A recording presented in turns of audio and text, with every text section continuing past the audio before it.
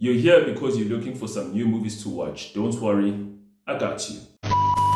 First movie recommendation that I have for you today is a movie from 1936 called My Man Godfrey. This movie stars William Powell, Carol Lombard, and it's directed by Gregory Lacava. I don't know if I'm even saying that name right.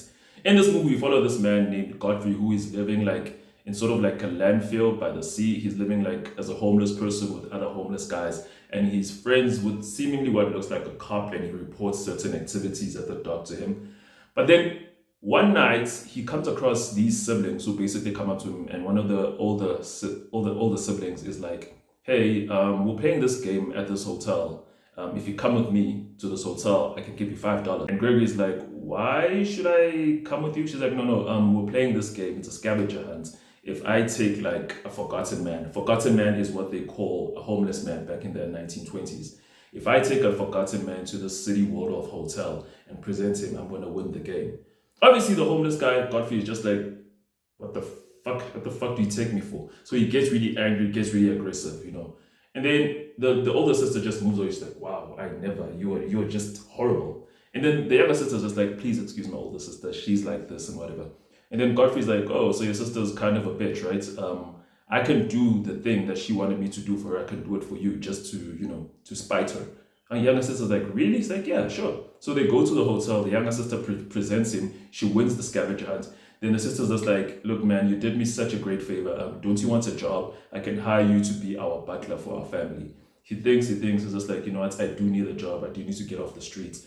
So he agrees to get the job, gets some money, some advance, cleans himself up, gets like a cheap suit, dresses up as a butler, goes to this family, only to find that this entire family is insane.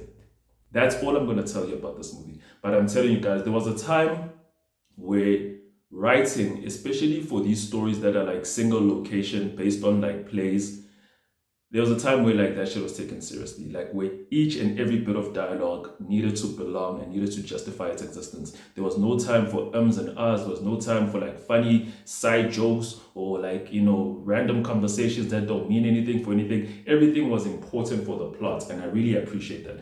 And the acting is amazing. The movie got nominated for some Oscars, didn't win any. It was a really strict time.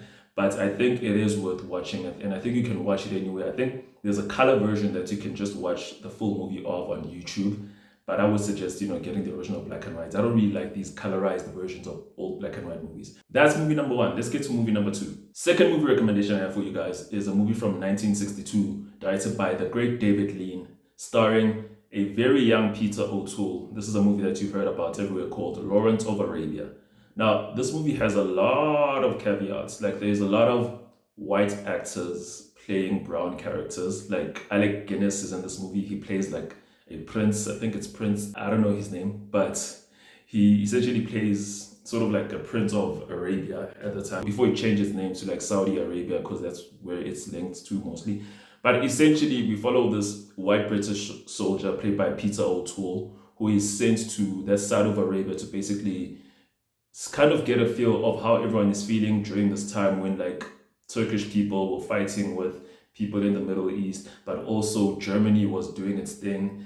And but it focuses more on this character, Lawrence, basically assimilate himself into this tribe that he has been assigned to visit and just get a feel of their culture. And then it also just becomes like, "Oh, you're our new person. We like you. Dress up like us. Live like us."